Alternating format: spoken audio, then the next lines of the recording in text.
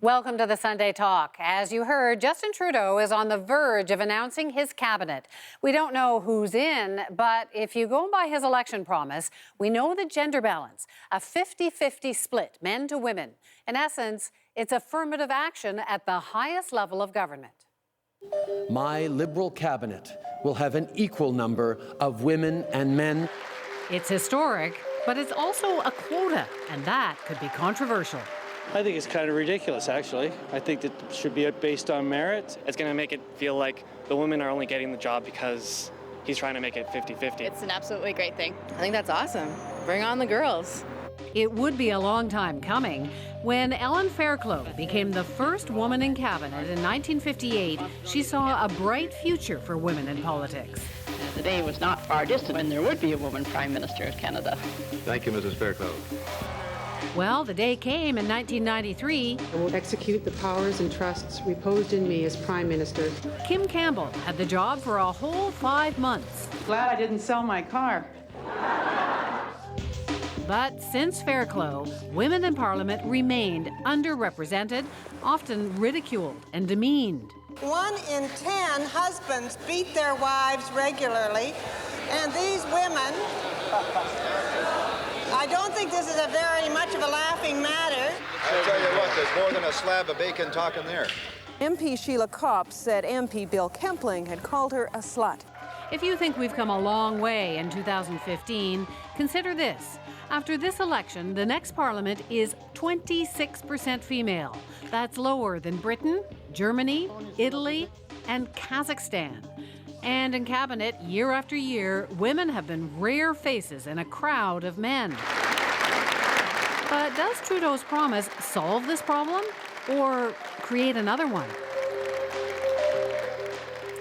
I'm joined by our panelists tonight. Jon Kay is editor-in-chief at Walrus Magazine.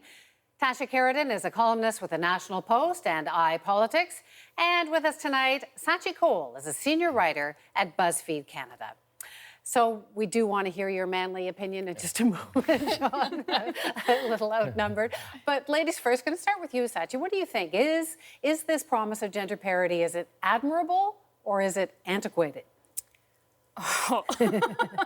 I mean, I think it's good. I think affirmative action gets a bad rap for some reason because people seem to think that it means that they'll hire women who are not necessarily qualified. But of course it's necessary. If this was a problem that would have fixed itself, it would have fixed itself. We would have way more women in politics if that were the case. What do you think, Jon? Look, it's a quota. I'm old-fashioned. I don't like quotas. I think it should be a strict meritocracy. That's pretty much where I stand. I don't disagree with him, actually. I think I agree with you. It would be great if there were more women in government, more women in cabinet. But I don't think this is the way to go. I do agree with one of the men who said, you're going to wonder, did you get this job because it was merit or because he wanted to have 50% of women? I think that, women have come a very long way since Ellen Fairclough, obviously. But this, as a woman today, I don't like it. I think it, again, speaks to the need that we need some kind of special treatment, and I resent that. But we saw the numbers, right? It's never happened that women have been well represented in anyway, I'll let you take on Tasha here. Go ahead. That is the case. I mean, the last, Harper's cabinet had some, I think, 9 women out of 39. So it's not a problem that's fixing itself. And I think, of course, you're going to always wonder, did I get this position because I'm qualified or because there was a quota to meet? But the thing is that's the first step. So let's start at meeting the most basic requirement that at least there are enough women there and represented, and then we can start talking about other things. We haven't even met that bare minimum. I'll let the man speak here. Well, yeah, I mean, please. It's a good thing you're here. Just look. Politics is rough, and what's going to happen, as with every government, there's going to be a scandal. There's going to be scandals involving multiple cabinet ministers. It happens in every government. And what's going to happen? Some of them are going to involve women, and you're invariably going to get people say, I guess, well, maybe she just didn't make the cut because she was picked for the wrong reason. No, I don't think... I'll cut you off right there. I'll cut you off. Bev Oda did not take the orange juice because she was a woman. She took the orange juice, the overpriced orange juice, because it was a cool let's thing say to do. she had been appointed by a prime minister who had said, I'm making a rigorous rule of 50% women. I will say this. The Harper government did appoint quite a few women. In fact, there was a bit of a criticism that some of the women might have been appointed because he wanted to have the backbench behind him every time you saw him on the feed from Parliament women. Right. And the women did not get the top jobs. That is true. They were not finance. They were not the sort of front bench, if you will. But he did put women in there. And I think that the issue is not so much is the quota. The quota is, I disagree with quotas too. I think the issue is that you want to have the most qualified person. And to simply say, I disagree with a problem that needs fixing here. No, because if you're assuming that everything should be 50-50 women, then every job in the world, you could say, well, why aren't we saying that more secretaries should be men? Why aren't we saying more, you know, where men are underrepresented, we should be fighting for men to get in? It doesn't make any sense. Politicians are literally people who are supposed to represent the country. There are a lot of women in the country, so you would hope that there are a lot of women representing them. I agree that I don't want him to have 50% women and then not give them anything to do and have them stand there and look good and make him look good. That's not what I want either. So that is the concern, is I don't want him to still build a boys' club within his cabinet, despite the fact that he's gotten these 14 women that he's saying that he's going to, you know, bring on. So, John, do you just wait forever? I mean, we saw Ellen Fairclough 100 years ago. I'm exaggerating, but it just has never happened. I mean, don't you have to Scaachi's point, don't you have to start somewhere? I think it's absolutely true that you need women at the table, any kind of cabinet. You need some representation. We see this in journalism. I mean, to have an editorial conference where it's just a bunch of men or a bunch of women, the policy making is the same as putting out a magazine or a newspaper in some respect. You actually need different voices. What I would have preferred Trudeau do is say, look, I recognize that you need these voices at the table, whether it's going to be 30% or 40% or 60% or 50%. Don't put a number on it, because once you put a number on it, suddenly people get their backs up and say, oh, we're abandoning the meritocracy. People only get their backs up about it when they say we're going to get 50% women. There's also 50% men who are going to be there, too. If he just appointed 50%, I actually don't think people would have minded. I think what happens is him saying, this is going to be this rigid system where it's going to be 50%. That's one way of looking at it as a rigid system, but there's also another way of looking at it that he's giving a voice to a problem, which is that women are often overlooked for these kinds of positions. But 26% are women in government, per se. So what you're saying is that if you are a woman, you have a better chance of being in cabinet than a man, despite the fact that you may not be necessarily suited for the portfolio. That's kind of a rip-off for my people. I'm just, I just want to, Tasha, isn't part of the problem, you've been in politics or on the edges of it for a long time, isn't the part of the problem that women don't want to go to Ottawa? Because it's just, I mean, and even for men, you just don't want to uproot your life, your loved ones, your family. It's a big issue for families. I will say this, there are a lot of people who have considerations, and men and women. You know, Nathan Cullen, for example, I was reading, he would travel from Victoria, travels to Parliament. He'd see his boys one day out of every 2 weeks, and he was saying he hated this. Lisa Raitt would drive from her home 5.5 hours on a Monday and come back on a Thursday night or a Friday morning to see her kids. She missed all their sports. These are sacrifices some people are willing to make and others not. And a lot of men and women don't want to. So it is, but you can only make Parliament so family friendly. You can't do a giant go-to meeting. Skype. No, but that's what I'm saying. Do a giant go-to meeting for everybody to come. People are going to be away from their families 4 days a week. They have to be okay with that. But is the suggestion that women are less able or less willing to do that? I think, well, as a woman with children, yes, I do think a lot of women are less willing. But I don't think the way to solve that is by showing that we're going to continue doing that by not having more women come in, because the only way that you start to change that is by having those people there. No, you there. don't. You don't change. You don't solve it.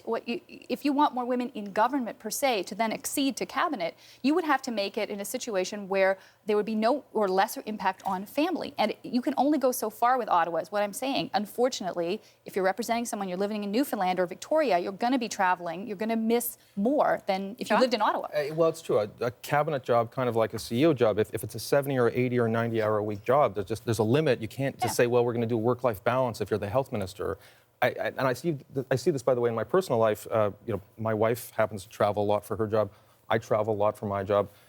Not giving any evolutionary theory is why this is the case, but I know that psychologically it wears much, much more on her than it does on me. I can't say for sure why that's the case, but I know if she were offered in some other universe a political job, she would have to think a lot harder about it for the reasons that Tasha was describing than me. That's all I'm saying. I just don't think that it's just women who have those sort of struggles, and I also don't think that that then you can decide that those are the structures that we should continue to uphold. I think men are willing to pay a higher price in their personal life for perceived glory and prestige. I think men have culturally been permitted to make those sacrifices. I want to introduce one more thing, because some of this affirmative action sort of takes me back to debates we were having in the 70s about there need to be quotas for women. Aren't we beyond this? Like, John, there were other kinds of diversity. Aren't there other groups that we should be talking about having them better represented in Parliament? Actually, this is one of the big concerns for me, which is that I know as an editor, as a journalist, if you're sitting around a table, and I think this is the same if you're a politician, if you're talking about criminal justice policy, wouldn't you like to have someone at the table who has experience with the criminal justice system? Someone who's had experience with public housing, someone who's been in the military. One of the big problems I've had in journalism is often we're talking about these issues and you're surrounded by people of different skin colors, different sexes, different sexual orientations, but they're all from middle class or upper middle class families. So are we beyond this? But what I'm saying, you do need diversity, but it's not necessarily diversity of sex or skin color. You need a diversity of class. And that's the biggest problem in our elites, is that you're getting people who all come from privileged backgrounds. But that's not the kind of diversity you can see, and so that's not the kind of diversity that politicians are interested in, because then they can't get credit for it in the photo op. So it's just political. But Scaachi, what do you think of this idea of let's just work on the men-women thing? I mean, again, we're trying to work on the most base thing. Let's just get this thing right, and then we can start having conversations about other diversity. Certainly, we should be talking about them all the time. But I don't know how we could be beyond this, because we haven't even begun to address it. But what is address? I mean, the point is, suddenly government will be better because it's 50% women. I think the whole goal of the government is supposed to be there to be a good government. And whether that means that you have qualified women or qualified people from different classes or backgrounds or whatever, well, I don't think it's going to hurt. Is the important thing. Well, I think it can hurt in the sense of some people are left out who could bring those other elements to the table simply because you want women. You need geographic. You need a lot of things in a cabinet, and it won't. The 50% to me is artificial. I think, yes, maximize the number of women, maximize the number of different races, different cultures, different backgrounds, different anything to get a sense of what Canada is, but don't impose a quota. We're almost out of time. One last quick word to both of you. Sure. The main schism in our society is not race, it's not gender, it's class. And I'd love to see a society in which people who have experience with having trouble making ends meet, who've been in prison, who have trouble with the criminal justice system, that they have a voice represented, because their experience is a lot different from the sort of people you see in Ottawa. Scaachi? I think a lot of this conversation tends to focus on the fact that some people believe that because of affirmative action, we're going to hire people who are less qualified for the job just because they check certain boxes, which I don't think is necessarily true. I think that's an unfortunate belief that some people seem to have about this. But I think it actually pushes forward people who are often ignored, and then they get some access. Well, we'll see how the new team does, how they reflect. Thanks so much.